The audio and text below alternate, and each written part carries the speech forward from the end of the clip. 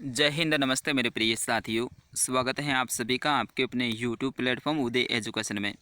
Rajasthan one रक्षक व वनपाल परीक्षा 2021 के लिए राजस्थान सामान्य ज्ञान का भाग संख्या में 36 से लेके आया हूँ।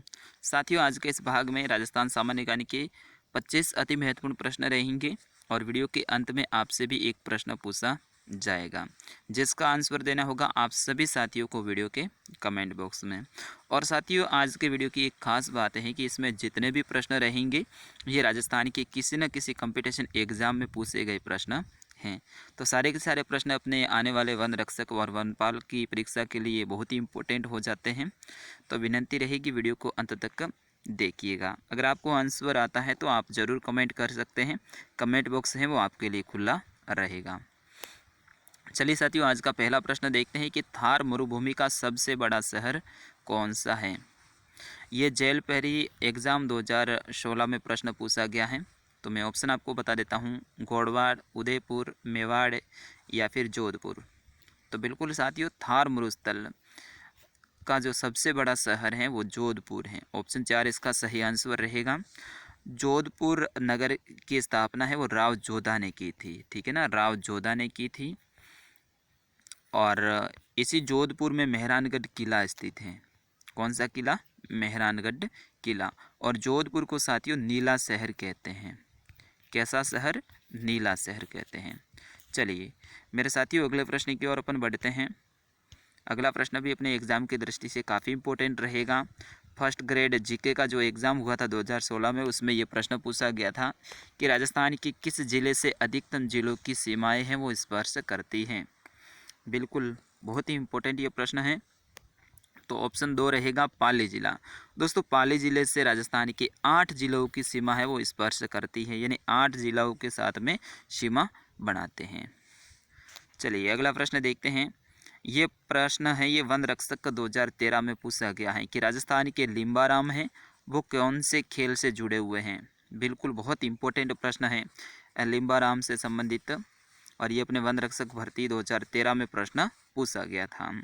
तो लिम्बाराम का संबंध है वो तीरंदाजी से है। ऑप्शन 4 रहेगा इसका सही उत्तर। ठीक है ना।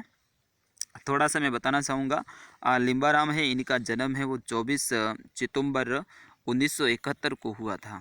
कहाँ पे हुआ था? ये हुआ था उदयपुर में। एक गांव पड़ता है जिसका नाम है सरादित गांव। ठीक है ना, वहाँ पे इनका जन्म हुआ था। इनको पुरस्कार भी मिला है, महाराणा प्रताप पुरस्कार 1990 में मिला है और अर्जुन पुरस्कार है वो 1991 में मिला है। तो ये फैक्ट आपको ध्यान रखना है। चलिए साथियों, अगला प्रश्न है, ये राजस्थान पुलिस कांस्टेबल परीक्षा 2012 में पूछा गया है कि निम्न में से मरुभूमि की कोकिला है वो किन्हें कहा जाता है। गौरी देवी, मांगी बाई, बन्नो बेगम और अल्लाह जिलाई बाई।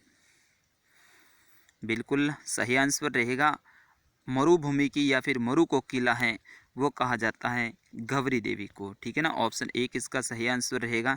अगर राजस्थान की कोकिला तो हो जाता अल्लाह जिलाई बाई, जिन्होंने राजस्थान का राज्य गीत केसरिया बालम आवो नि पधारो मारे देश सर्वाधिक गाया है। किसने? अल्लाह जिलाई बाई ने। चलिए साथियों, अगले प्रश्न की ओर बढ़ते हैं कि मत्स्य संघ है उसकी राजधानी कौन सी थी। ये पटवारी एग्जाम 2011 में प्रश्न पूछा गया है। तो अलवर है वो मत्स्य संघ की राजधानी थी। तो ऑप्शन 4 रहेगा इसका सही उत्तर। चलिए प्रश्न संख्या 6 देखते हैं। राजस्थान का कौन सा क्षेत्र है वो डांग क्षेत्र के रूप में भी जाना जाता है। ये प्री बीएसटीसी एग्ज़ाम 2009 हुआ था, उसमें प्रश्न पूछा गया था। तो बहुत इंपॉर्टेंट हो जाता है कि कौन सा क्षेत्र है वो डांग क्षेत्र के रूप में जाना जाता है। तो अपना ऑप्शन 2 रहेगा करौली और धौलपुर। ये ज़िले हैं, ये डांग क्षेत्र के अंतर्गत आते हैं। और भी आपको ध्यान रखना है कि भरतपुर हो गया, बारा, बूंदी, धौलपुर, झालावाड़, करौली, कोटा, सवाई माधोपुर, ये सारे के सारे ज़िले हैं वो किस में आते हैं? डांग क्षेत्र के अंतर्गत आते हैं। चलिए अगला प्रश्न देखते हैं। निम्नलिखित में से एक जिला है वो डांग क्षेत्र का भाग नहीं है। मैंने अभी नाम बता दी है, अगर आपने ध्यानपूर्वक देखा हो तो। और ये परीक्षा पटवारी की हुई थी 2013 में, उसमें प्रश्न पूछा गया था। बिल्कुल साथियों, इसका आंसर दीजिएगा। तो ऑप्शन 4 रहेगा अलवर। अलवर है ये डांग क्षेत्र के अंतर्गत नहीं आता है। चलिए प्रश्न संख्या 8, ये प्रश्न है, ये वरिष्ठ अध्यापक परीक्षा 2016 में पूछा गया है कि लसाड़िया का पठार है वह राजस्थान के किस जिले में स्थित है। लसाड़िया का पठार, बिल्कुल आपने आंसर सही दिया है, उदयपुर में स्थित है। ठीक है ना, ऑप्शन 2 रहेगा इसका सही उत्तर। चलिए अगला प्रश्न देखते हैं कि राजस्थान के किस भौतिक क्षेत्र में मुकुंदरा की पहाड़ियाँ स्थित हैं। ये कॉलेज व्याख्याता परीक्षा 2014 में प्रश्न पूछा गया था। तो बिल्कुल आंसर दीजिएगा आप सभी 9वें प्रश्न का।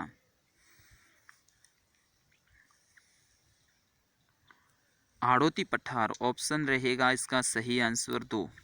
ओके, चलिए प्रश्न संख्या 10 कि सिरोही जिले में तीव्र ढाल युक्त एवं कट्टी फटी पहाड़ियों को स्थानीय भाषा में किस नाम से जाना जाता है। कॉलेज व्याख्याता परीक्षा 2014 में यह प्रश्न पूछा गया था। क्या कहते हैं, सिरोही की बात हो रही है ना साथियों, तो हो जाएगा भाखर, ऑप्शन 1 इसका सही उत्तर, भाखर कहा जाता है। चलिए प्रश्न अगला देखते हैं कि निम्न में से कौन सी पहाड़ियाँ मध्य अरावली श्रेणी में स्थित हैं। ये सेकंड ग्रेड की परीक्षा हुई थी 2016 में, उसमें प्रश्न पूछा गया था। कौन सी पहाड़ियाँ मध्य अरावली श्रेणी में स्थित हैं।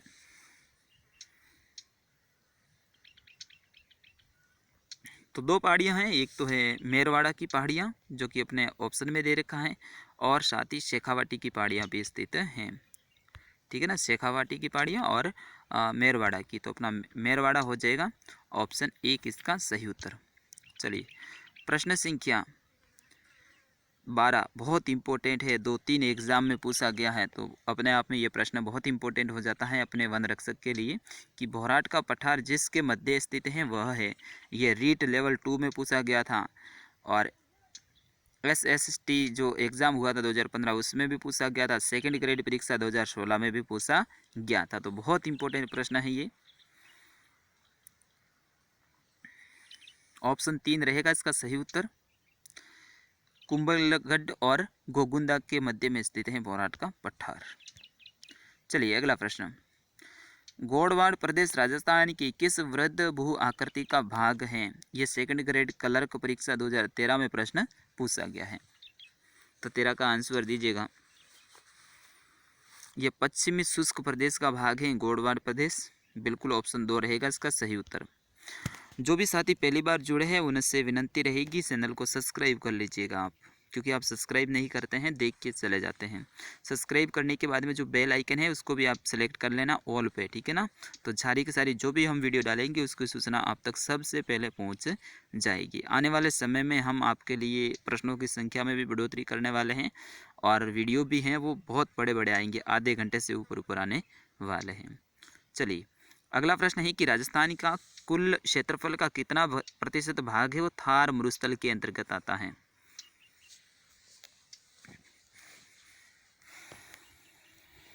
तो थार मरुस्थल के अंतर्गत राजस्थान का कुल क्षेत्रफल है उसका 61% आता है, ऑप्शन 2 रहेगा इसका सही उत्तर। मैं आपको बताना चाहूँगा थार मरुस्थल के अंतर्गत राजस्थान के बड़े बड़े जिले सम्मिलित हैं, और यहाँ पे राजस्थान के 12 जिले आते हैं। किसमें, थार मरुस्थल के अंतर्गत राजस्थान के 12 जिले हैं, और यहाँ पे राजस्थान की 40% जनसंख्या निवास करती है। यह भी फैक्ट आपको ध्यान रखना, ठीक है। चलिए अगला प्रश्न है कि अरावली पर्वत श्रृंखला राजस्थान राज्य में उत्तर पूर्व से दक्षिण पश्चिम तक फैली है। अरावली पर्वत की कुल लंबाई, यहाँ पे कुल लंबाई राजस्थान में नहीं पूछा जा रहा है बल्कि इंडिया में कुल लंबाई कितनी है। ये वन रक्षक परीक्षा 2016 में प्रश्न पूछा गया है, तो इससे संबंधित और भी प्रश्न जैसे जो भी बनता है वो आ सकता है, अपन को ध्यान रखना है। तो सही आंसर रहेगा अरावली की कुल लंबाई है वो कितनी है, ऑप्शन 1 रहेगा 692 किलोमीटर, ठीक है ना।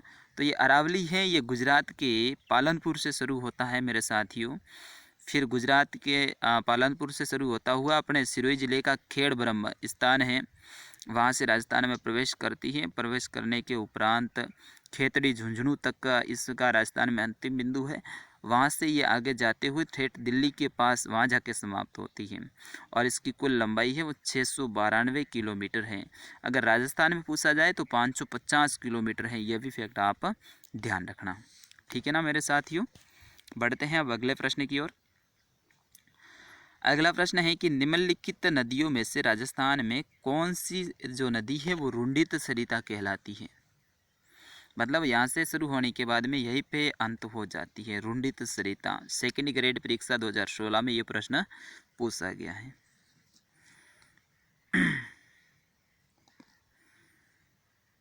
तो इसका सही आंसर रहेगा ऑप्शन 3 बाणगंगा नदी। ओके ना, बाणगंगा प्रश्न का ऑप्शन 3 रहेगा सही उत्तर। चलिए साथियों अगला प्रश्न देखते हैं कि सांबर झील में कौन सी नदी है वो नहीं गिरती हैं। वरिष्ठ अध्यापक 2016 में ये प्रश्न पूछा गया है।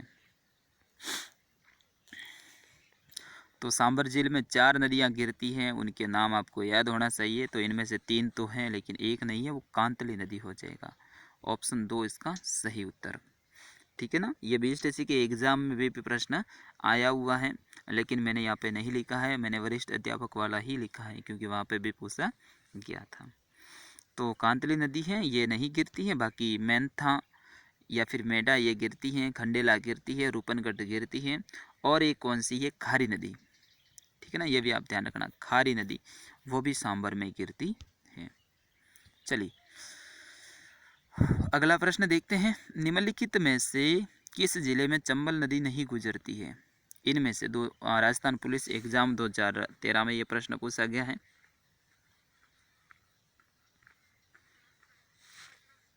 तो झालावाड़ हो जाएगा ऑप्शन 3 इसका सही उत्तर।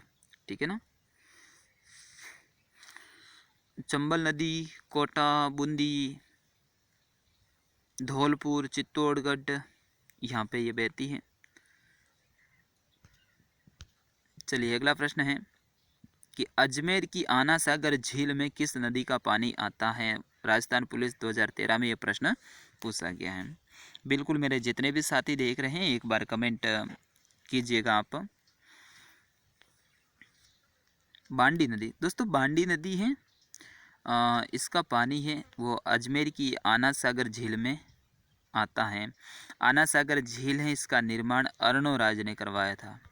ठीक है ना, अर्णोराज, अर्णोराज इनको आना जी भी कहते थे। ठीक है ना, ये भी आप ध्यान रखना, आना जी, इन्होंने ये आना सागर झील बनाई थी। इसी के पास में एक पहाड़ी है जिसका नाम है, आपको ध्यान रखना है, नागपाड़। ठीक है ना, नागपाड़। अब नागपाड़ है, यहाँ से क्या निकलती है, लूनी नदी निकलती है, जो कि राजस्थान के 6 जिलों में बहती है। ठीक है ना, उसका उद्गम स्थल अजमेर के आना सागर झील के पास में नागपाड़ से है। चलिए अब अगला प्रश्न देख लेते हैं अपन। प्रश्न 20 है कि किस नदी को वागड़ और कांठल की गंगा कहा जाता है। ये कांस्टेबल परीक्षा 2012 में प्रश्न पूछा गया था। माही नदी, बिल्कुल ऑप्शन 2 रहेगा इसका सही उत्तर। डूंगरपुर बांसवाड़ा ये माही नदी है दोस्तों, इसके ऊपर माही बजाज सागर बांध बना हुआ है। ठीक है ना, कौन सा बांध, माही बजाज सागर बांध। ये कर्क रेखा है जो कि राजस्थान के दक्षिणी जिले डूंगरपुर और बांसवाड़ा से होकर गुजरती है। उसकी लंबाई है 26 किलोमीटर। तो इस कर्क रेखा को क्या करती है, ये 2 बार पार करती है इस टाइप से ना, तो 2 बार कर्क रेखा को पार करने वाली नदी तो भी माही नदी। अगला प्रश्न, निम्नलिखित में से कौन सी नदी बनास नदी की सहायक नदी नहीं है। राज्य पुलिस 2010 में ये प्रश्न पूछा गया था। 21 का आंसर,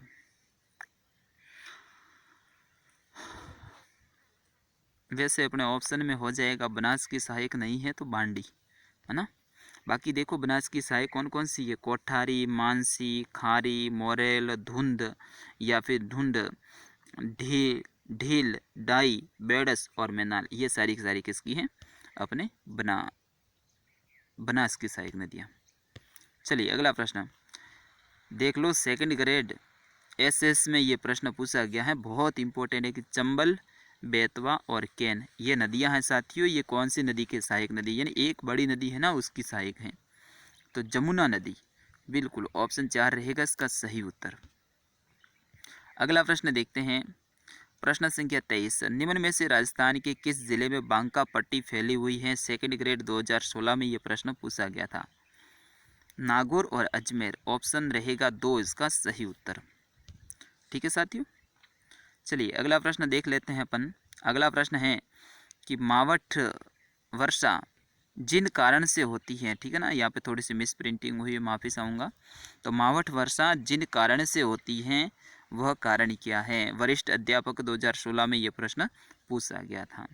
तो मावठ वर्षा है ये पश्चिमी विक्षोभ के कारण होती है। ओके, ऑप्शन 3 इसका सही उत्तर रहेगा।